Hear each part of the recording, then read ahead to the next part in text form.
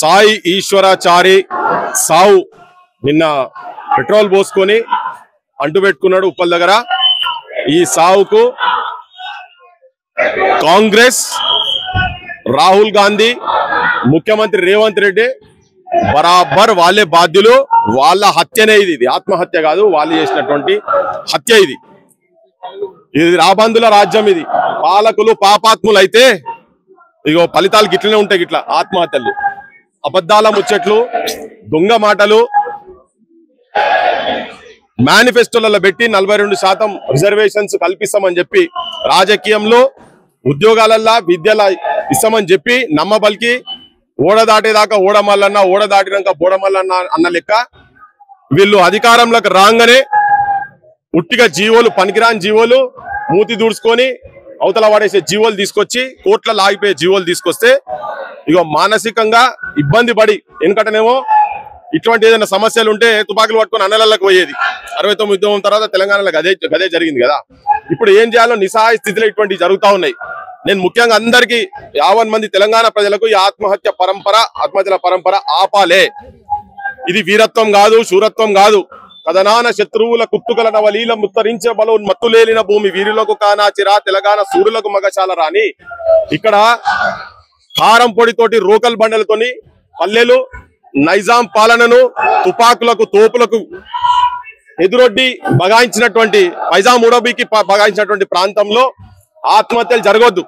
ఆత్మహత్యలతోటే గనక నిజంగా మన హక్కులే గనక వస్తాయంటే మొదటి వరుసలో 30 ఏళ్ల కింద మేమే ఆత్మహత్యలు చేసుకునేటోళ్ళం. పృథ్వీరాజ్ అంటాడు కూడా ఇలా బతకకపోవు. ఆత్మహత్యలు అంటే ఎల్లడి వరకు ఆ తెలంగాణ సోయితోనే బతికి తెలంగాణ ఏదో సాధించాలి తెలంగాణలో తిరుగుతా ఉన్నాం. ఆత్మహత్యలు వద్దు, దయచేసి చెప్తున్నాం. ఆత్మహత్యలు చేసుకోవాల్సిన అవసరం లేదు. మీ ఆత్మహత్యలతోటి ఏ పాలకులు కూడా కరగరు. వాళ్ళు ఎవరు కరగరు. వాళ్ళు రాక్షసులు, వాళ్ళు పాలకులు రాక్షసులు. ఒళ్ళు నిండా విషం పెట్టుకున్నటువంటి వాళ్ళు రేవంత్ రెడ్డి కావచ్చు.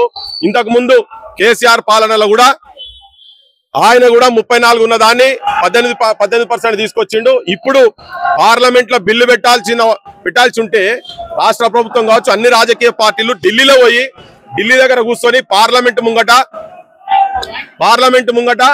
తర్వాత నరేంద్ర మోడీ ఇంటి ముంగట పోయి గడబడి చేయాల్సింది పోయి, నేను ఈ మధ్యలో కూడా చెప్పిన, మీరు ఇక్కడ కాదు మీ క్షేత్రం మొత్తము మీరు పోయి ఢిల్లీలో కొట్లాడాలని. కనీసము వీళ్ళు పోయి ఢిల్లీలో అందరు కలిసి అన్ని రాజకీయ పార్టీలు కలిసిపోయి ఢిల్లీలో కూర్చొని ఒత్తిడి తీసుకొచ్చేటువంటి అఖిల పక్షాన్ని కూడా ఇప్పటిదాకా తీసుకపోలేదు.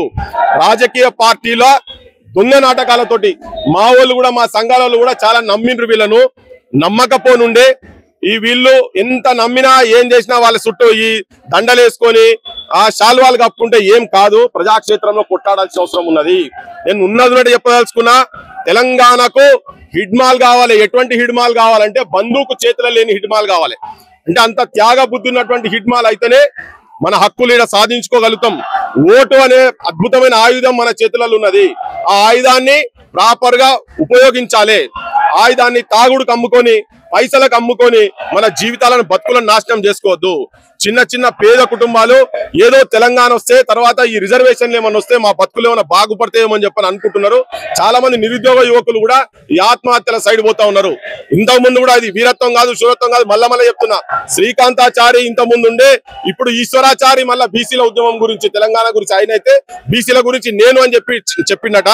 అటువంటిది కాదు, అది తప్పు. దీన్ని గ్లోరిఫై చేయాల్సిన అవసరం లేదు. Telangana needs soldiers, not martyrs. తెలంగాణకు అమరులు కాదు, సైనికులు కావాలి. సైనికులు, ఐడియాలజికల్ మిలిటెంట్స్ ఉన్నటువంటి సైనికులు కావాలి.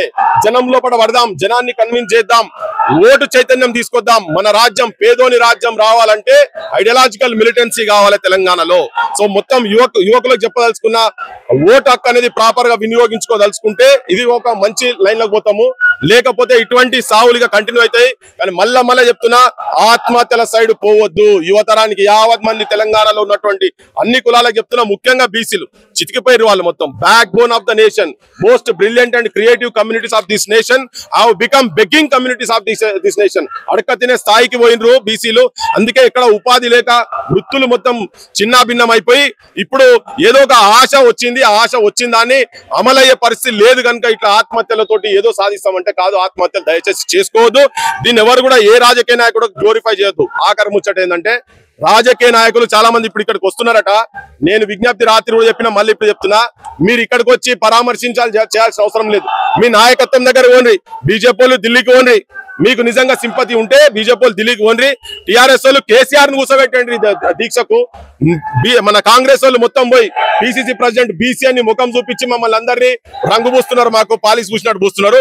మీరందరూ కలిసి రేవంత్ రెడ్డి ఇంటికాడికి పోవాలి. రేవంత్ రెడ్డి అందరు కలిసి రాహుల్ గాంధీ దగ్గర పోతేనేది సమస్య పరిష్కారం అవుతుంది.